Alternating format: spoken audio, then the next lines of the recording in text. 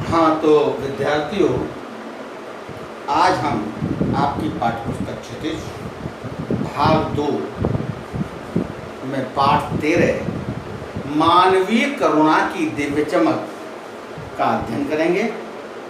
इसके लेखक हैं सर्वेश्वर दयाल सक्सेना।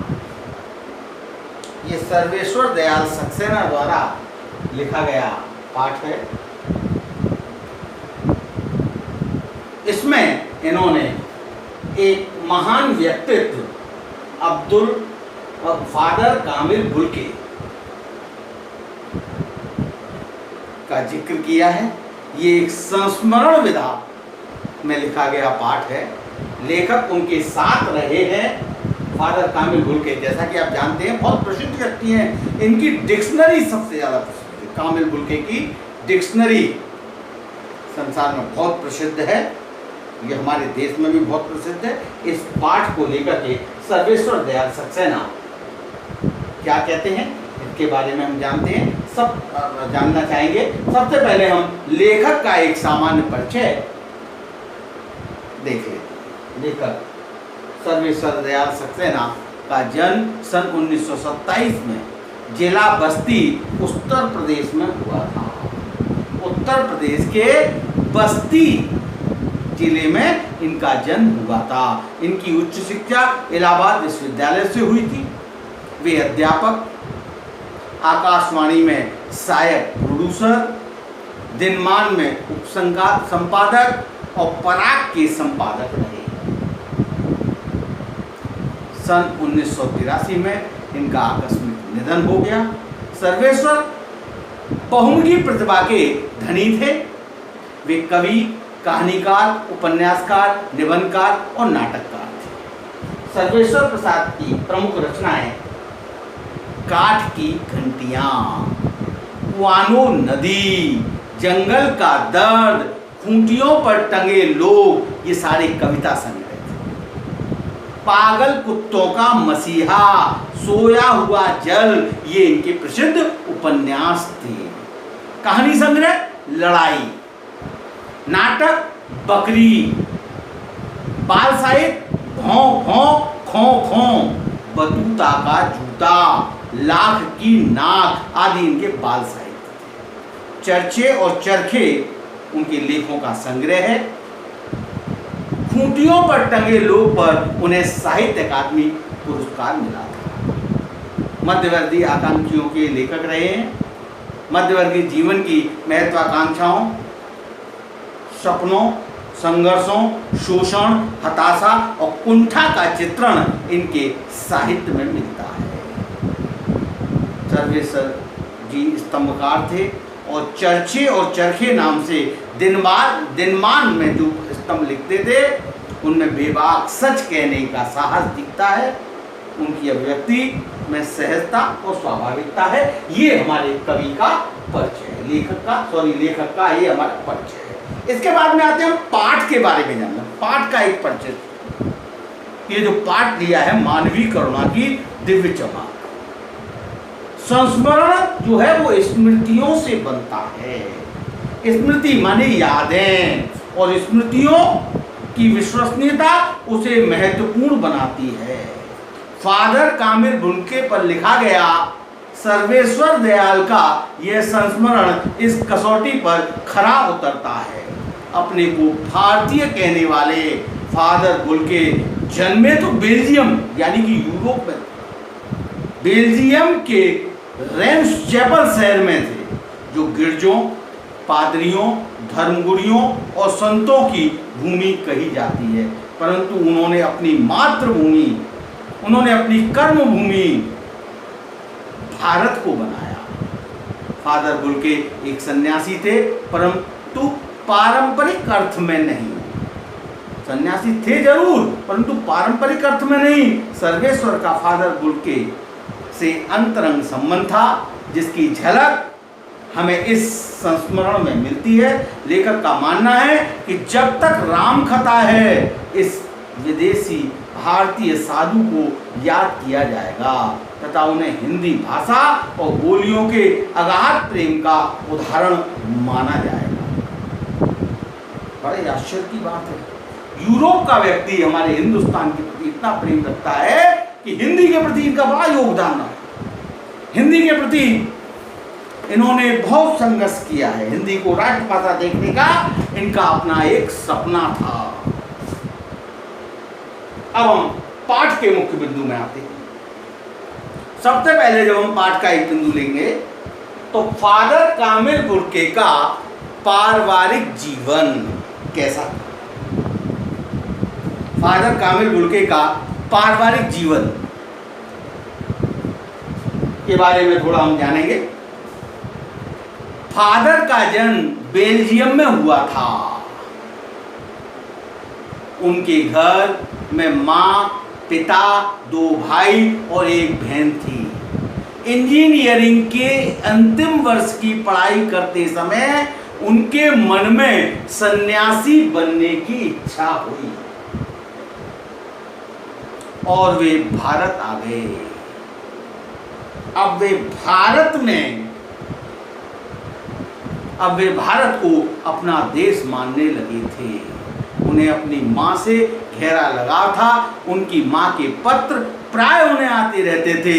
वे अपनी बहन की शादी के लिए चिंतित रहते थे।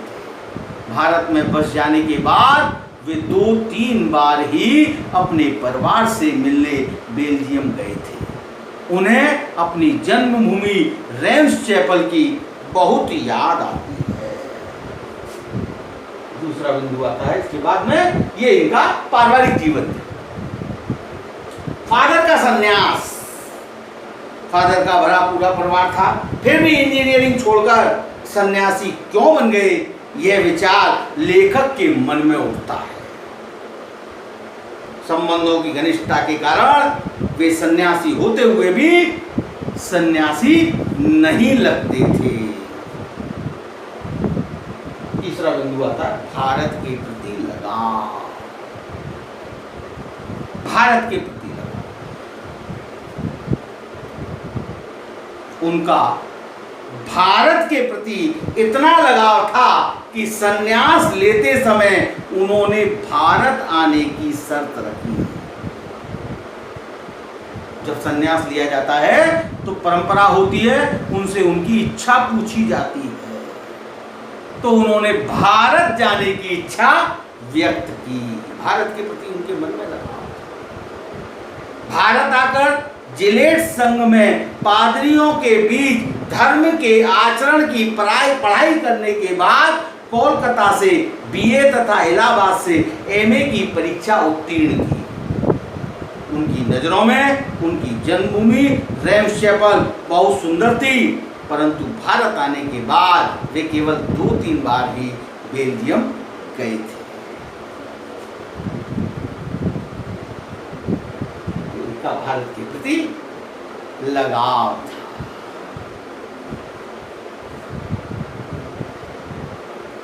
फादर का व्यक्तित्व, फादर का जो व्यक्तित्व है उसके बारे में लेखक चर्चा करता है कि उनका व्यक्तित्व कैसा था। फादर जीवन भर लोगों को स्नेह की मिठास बांटते रहे। लोगों को तो मिठास बांटते रहे, परंतु उनका जो निधन हुआ वो जहरवाद से हुआ। इसका दुख लेखक को। वे पादरी के चोगे से ढकी लंबी आकृति के गोरे रंग सफेद छाई मारती, भूरी दाढ़ी, नीली आंखें और बाहों से सदा गले लगाने को आतुर, अपनत्व से भरपूर सज्जन थे। उनकी दाढ़ी कैसी थी? भूरी। आंखें कैसी थी? नीली। बाहें कैसी थी? बाहें ऐसी थी जैसे सामने वाले व्यक्ति को सदा गले लगाने के लिए हमेशा आतुर रहती।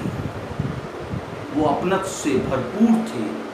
लेखक ने 45 सालों तक उनके स्नेह, ममता व व्यवहार का अनुभव किया।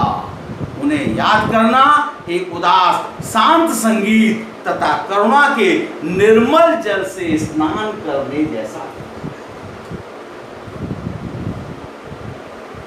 हिंदी की सेवा। अंग्रेज थे, यूरोप के रहने वाले थे, हिंदी के प्रति उनका लगाव था, हिंदी के प्रति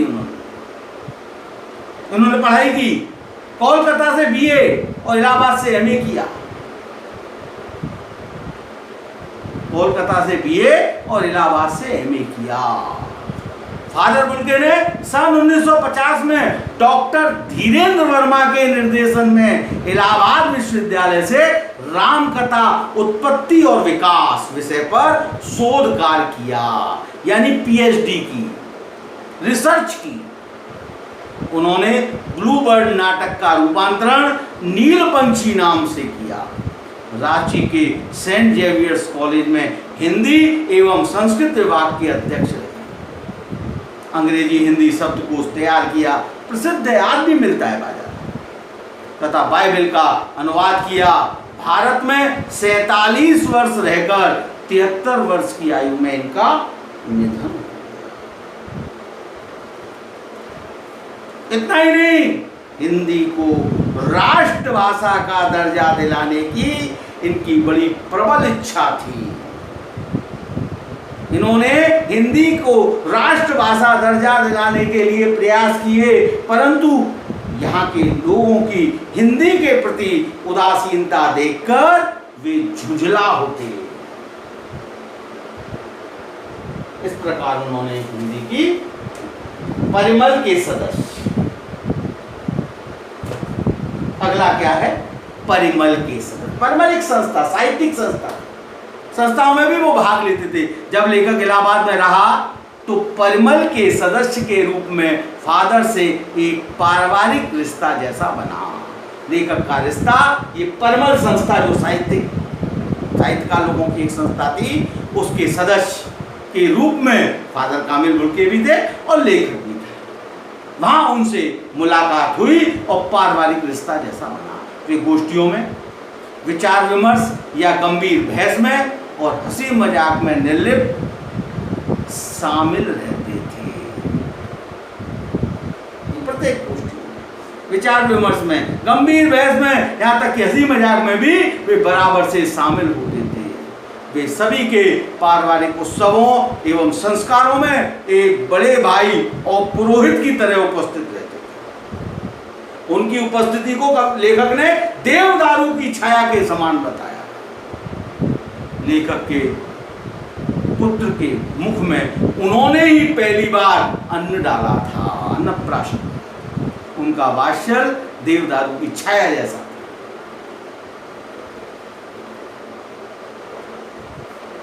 रिश्तों का निर्वाह, अगला बिंदु आता है रिश्तों का निर्वाह। बहुत अच्छी तरह करना चाहते थे। फादर बुल्के जो थे वो संकल्प से सन्यासी थे, मन से सन्यासी नहीं थे। परंतु वे मन से परिवारों में जाते थे, वे रिश्तों को बनाकर तोड़ते नहीं थे कि सन्यासियों की तरह कि आज यहाँ हमारी स्थिति होगी नहीं। दसियों साल बाद मिलने पर भी वे अपनत्व की गंध उसी तरह महसूस करते थे जैसे वो अभी मिल रहे थे। उनसे अपनत्व का भाव उसी तरह मिलता था जैसे अभी मुलाकात हुई। वे दिल्ली आने पर लेखक से अवश्य मिलते। वे हिंदी को राष्ट्रभाषा के रूप में देखना चाहते थे। घर परिवार के बारे में, निजी दुख तकलीफ के बारे में पूछना उनका स्वभाव था।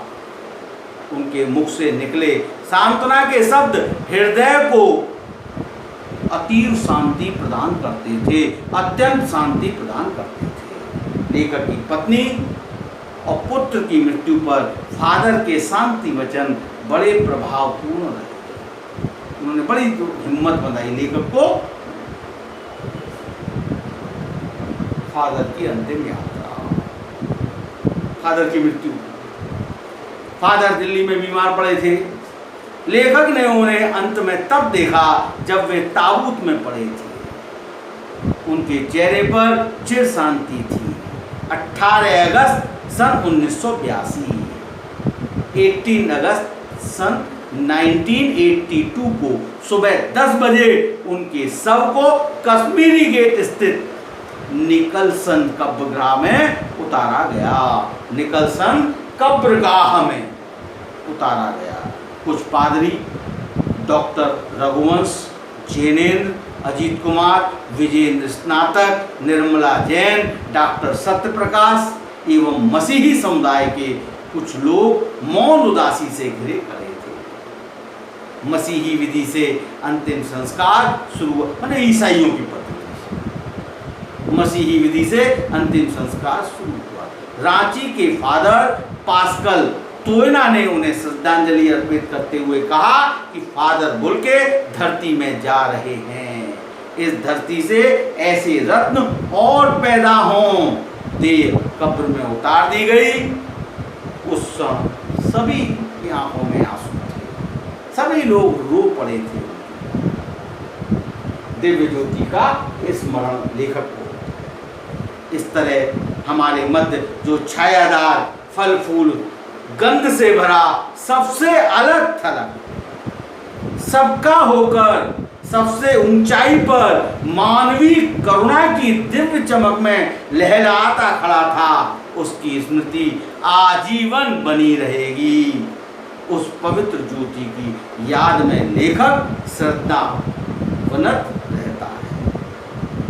लेखक हमेशा श्रद्धा से झुका रहता है, श्रद्धा के उनके प्रति श्रद्धा का भाव हमेशा।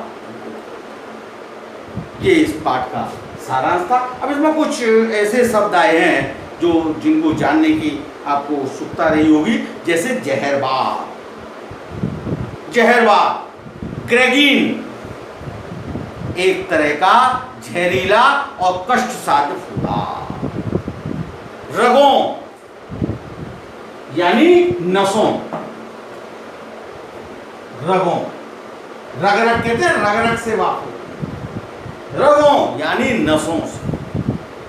विधान तरीका, सिस्टम, आस्था, विश्वास, अस्तित्व माने जीवन, यातना यानी अत्यंत कष्ट, देहरी, देहरी